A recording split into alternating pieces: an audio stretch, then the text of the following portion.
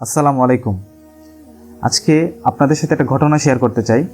ইনশাল্লাহ ঘটনাটা আমার আপনার দুজনেরই ঈমানকে নতুন করে ভাবতে সাহায্য করবে।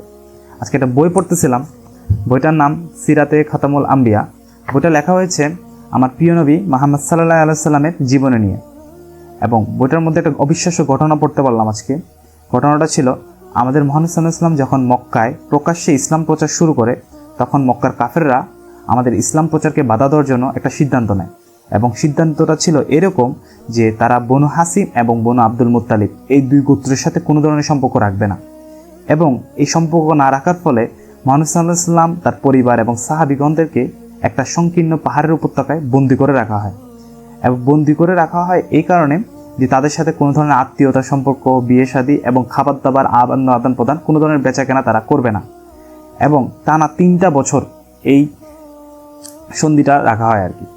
এবং এই 3 বছর মুহাম্মদ সাল্লাল্লাহু আলাইহি সাল্লাম এবং তার পরিবারদের খাবার দাবারের প্রবলেম এবং আশেপাশে সকল ধরনের প্রবলেম, চলাফেরা সব কিছুর একটা সমস্যার সৃষ্টি হয়। এবং এমন একটা পরিস্থিতি সৃষ্টি হয় যে তাদের গাছের পাতা পর্যন্ত খাবার চিন্তা ভাবনা করতে হয়েছে। এবং তাদের পরিবার এমন একটা কষ্টের মধ্যে দিয়ে গেছে, যখন রাতের বেলা তাদের বাচ্চারা যখন কান্না করে করে বলতো যে আমাদের ক্ষুধা লাগছে, তখনও তারা তাদের ঈমান একটুও লড়ে নাই। তা কাফেরদের সামনে বিন্দু পরিমাণ মাথা তারা নত করে নাই, এবং মনে মনে বলছে যে আমরা আল্লাহর উপর বিশ্বাস আছে, আল্লাহ আমাদেরকে সঠিক পথ নিশ্চয়ই দেখাবে। একবার তাদের ঈমানের সাথে আমাদের ঈমানটা একটু কল্পনা করে দেখুন তো।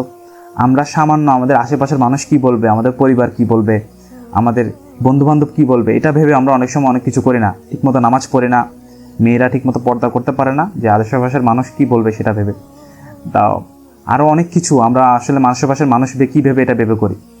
এবং তাদের ঈমানেরটা এতটাই শক্তিশালী ছিল যা আমার আপনার কল্পনারও বাইরে। এখন আমরা বলতে চাচ্ছি না যে আমরা সবাই একদম ফেরেশতা, তাও বলতেছি না। আমরা শুধু আল্লাহর কাছে এতটুকুই দোয়া করি যেন আল্লাহ আমাদের ঈমানকে আরও মজবুত করে, এবং আমাদের মুহাম্মদ সাল্লাল্লাহু আলাইহি সাল্লাম আমাদেরকে যে পথ দেখা গেছে আমরা সেই পথে চলতে পারি, এবং আমাদের চিরস্থান আখিরাতের জন্য প্রস্তুতি নিতে পারি। আমিন। আসসালামু আলাইকুম।